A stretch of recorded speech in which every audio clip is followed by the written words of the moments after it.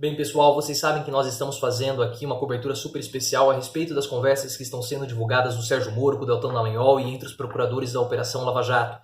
Então se inscreva no canal do Professor Leonardo, ative as notificações, compartilhe esse vídeo e deixe aqui os comentários que eles são muito importantes. Você sabe que toda vez que nós tivermos diálogos importantes, nós vamos divulgar, nós vamos vir aqui fazer um vídeo, então siga no canal. E nós tivemos hoje a divulgação, acabou de ser agora por volta das 15 para 7 da noite, os diálogos divulgados pelo Reinaldo Azevedo. Você sabe que o Reinaldo Azevedo está fazendo uma parceria com o site da Intercept Brasil para divulgar esses diálogos do Sérgio Moro com o Deltan Dallagnol. E agora nós temos diálogos muito graves que revelam mais ilegalidades dentro da Operação Lava Jato. E olha só o que o Reinaldo Azevedo fala. Deltan pede e Moro topa dinheiro da 13ª vara para campanha publicitária. Isso é muito grave, porque são vários diálogos que foram divulgados. Então é bem extenso o texto do Reinaldo Azevedo e ele começa falando da seguinte forma: diálogos inéditos mantidos entre o então juiz Sérgio Moro e o procurador Deltan Dallagnol evidenciam que nunca existiu uma distinção entre a atuação do magistrado, a dos procuradores, da Força-Tarefa e da própria Polícia Federal. As conversas revelam que a promiscuidade era de tal sorte que não poupava nem mesmo recursos recolhidos, recurso é dinheiro mesmo, recolhidos à 13ª Vara Federal de Curitiba, onde Moro se portava, vê-se agora, não como juiz, mas como imperador absolutista. O que acontece, né? O Deltan Dallagnol estava conversando com o Sérgio Moro para elaborar uma peça publicitária que iria sair na Globo. E eles estavam tentando levantar dinheiro da 13ª Vara para investir em publicidade, só que isso é terminantemente proibido, isso é ilegal. Vamos aos diálogos, né? No dia 16 de janeiro de 2016, Deltan envia uma mensagem a Moro com um pedido realmente inusitado. Segue o diálogo conforme original. Isso tudo Deltan Dallagnol falando. Você acha que seria possível a destinação de valores da vara daqueles mais antigos se estiverem disponíveis para um vídeo contra a corrupção pelas 10 medidas que será veiculado na Globo? A produtora está cobrando apenas custos de terceiros, o que daria uns 38 mil. Se achar ruim em algum aspecto, há alternativas que estamos avaliando como crowdfunding e cotização entre as pessoas envolvidas na campanha. Segue o roteiro e o orçamento, caso queira olhar. O roteiro sofrerá alguma alteração ainda. Avalie de modo absolutamente livre e se achar que pode, de qualquer modo, arranhar a imagem da Lava Jato de alguma forma, nem nós queremos. Aí no dia seguinte, o Sérgio Moro responde: se for os 38 mil, acho que é possível, deixe ver na terça e respondo. E aí o Reinaldo Azevedo ele dá um parecer jurídico. A soma de despropósitos que vai acima impressiona em diálogo tão curto. De saída, destaca-se que uma vara federal, qualquer uma, não dispõe de recursos destinados a atos publicitários de nenhuma natureza. O Conselho da Justiça Federal, subordinado ao STJ, distribui os recursos aos 5 tribunais regionais federais, e cada um deles às respectivas varas federais. Inexiste verba para gastos com publicidade. E nós sabemos que o Deltan Dallagnol tinha um interesse ali particular com a Operação Lava Jato, um interesse quase pessoal, porque ele queria usar a Lava Jato, e nós fizemos um vídeo comentando diálogos recentes, também divulgados pelo site da Intercept, no qual o Deltan Dallagnol ele tinha interesses de promover a sua própria pessoa para ganhar dinheiro fazendo palestras e participando de eventos. Observem, no entanto, que Deltan, voltando ao texto do Reinaldo Azevedo, que Deltan se refere a valores específicos de que ele e Moro têm conhecimento, daqueles mais antigos e sem margem para interpretação alternativa serão aplicados ao arrepio da lei. Como a vara federal não gera recursos, mas o recebe do TRF, ou o dinheiro teria de sair do caixa para despesas correntes, e não parece ser o caso, ou decorreria de depósitos judiciais ou multas decorrentes das sentenças aplicadas pelo juiz. Em qualquer hipótese, trata de uma prática ilegal. E aí até mesmo o Reinaldo Azevedo fala daquele fundo que estava sendo pensado pelo Deltan Dallagnol para gerenciar aquela fundação. Eu vou ler aqui para você. Esse é o mesmo Deltan que costurou com autoridades americanas a criação de uma fundação de dinheiro privado, que seria formada com metade de 2,5 bilhões de reais de multa devida pela Petrobras nos Estados Unidos, mas que acabou sendo recolhido no Brasil. Os outros 50% também ficariam sob gerenciamento de tal ente para eventuais recuperações judiciais. A dita fundação, contra a qual se insurgiu a Procuradoria-Geral da República, que nem consultada fora a respeito, foi homologada pela juíza Gabriela Hart, que assumiu como interina a 13ª Vara de Curitiba, quando Moro a deixou porque aceitou o cargo de ministro da Justiça de Jair Bolsonaro. Aí ele fala aqui, né, no final dessa primeira parte do texto, porque o texto é bem longo: o rigor técnico e a propensão para a fúria ou para o insulto não são sinônimos, como evidencia o conjunto da obra. Ele fala assim: o uso de recursos públicos como se privados fossem é uma das aberrações que agora vem à luz. Há uma outra não menos grave. E aí vamos para a segunda parte do texto do Sérgio Moro, do Reinaldo Azevedo. Já vou até me aconchegar aqui, me posicionar melhor na cadeira. Ele fala o seguinte, a segunda parte: Moro combina reunião com Deltan e Polícia Federal para coordenar futuro da Lava Jato. É ilegal. Como que o Sérgio Moro ele pode ser coordenador da Força Tarefa da Lava Jato? Isso não pode acontecer. O Sérgio Moro não faz parte da Força Tarefa da Lava Jato. A função do Sérgio Moro não é participar da Força Tarefa da Lava Jato. Ele tinha que apenas julgar. Se o Sérgio Moro fazia parte da Operação Lava Jato, e cada vez fica mais claro isso, todos os julgamentos ali eles tendem a ser tendenciosos. Por quê? Porque se ele está participando da investigação, ele não está sendo isento. E você sabe que o artigo 254 do Código de Processo Penal diz que o juiz não pode ter proximidade com as partes. Mas vamos continuar aqui. No dia 3 de setembro de 2015, Deltan, coordenador da Lava Jato, oficialmente ao menos, envia uma mensagem ao então juiz Sérgio Moro para marcar uma reunião com a presença de representantes da Polícia Federal. Segue o diálogo transcrito conforme o original. E o Reinaldo Azevedo sempre fala aqui, né? Pelo menos oficialmente, porque na visão do Reinaldo Azevedo, quem coordenava a Operação Lava Jato era o próprio Sérgio Moro. Então vamos ler aqui Deltan.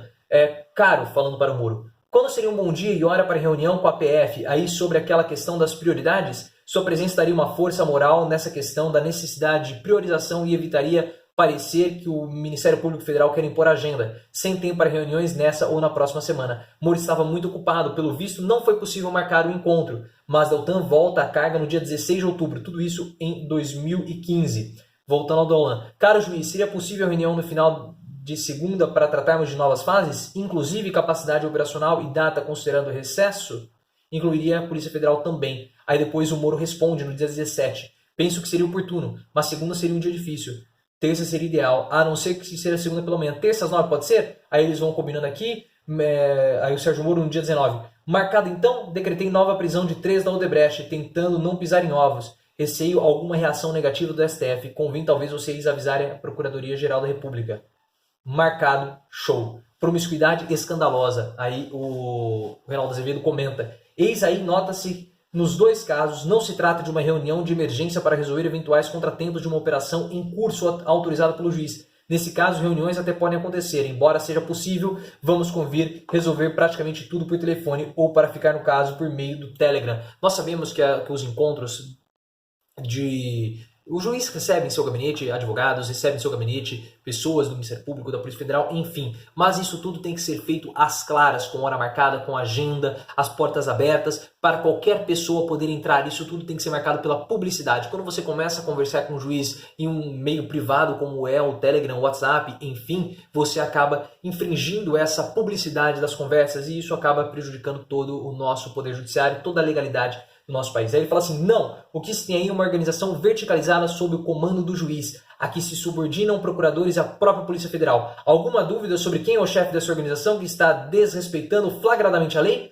Para lembrar, dispõe o inciso 4º do artigo 254 do Código de Processo Penal, o juiz dar-se-á por suspeito, se não o fizer, poderá ser recusado por qualquer das partes se tiver aconselhado qualquer das partes. Aí depois ele fala do Código de Ética da Magistratura, aí continua falando, o Poder Judiciário brasileiro, em particular o Supremo, terá de decidir se as práticas adotadas por Moro devem ser incorporadas à rotina processual. A ser assim, o Brasil tem de mandar a favor as favas o artigo 10º da Declaração Universal dos Direitos do Homem. Todo homem tem direito em plena igualdade a uma justa e pública audiência por parte de um tribunal independente e imparcial para decidir de seus direitos e deveres ou do fundamento de qualquer acusação criminal contra ele. E aí, qual será o caminho? Aí ele fala aqui, aí pergunta qual será o caminho.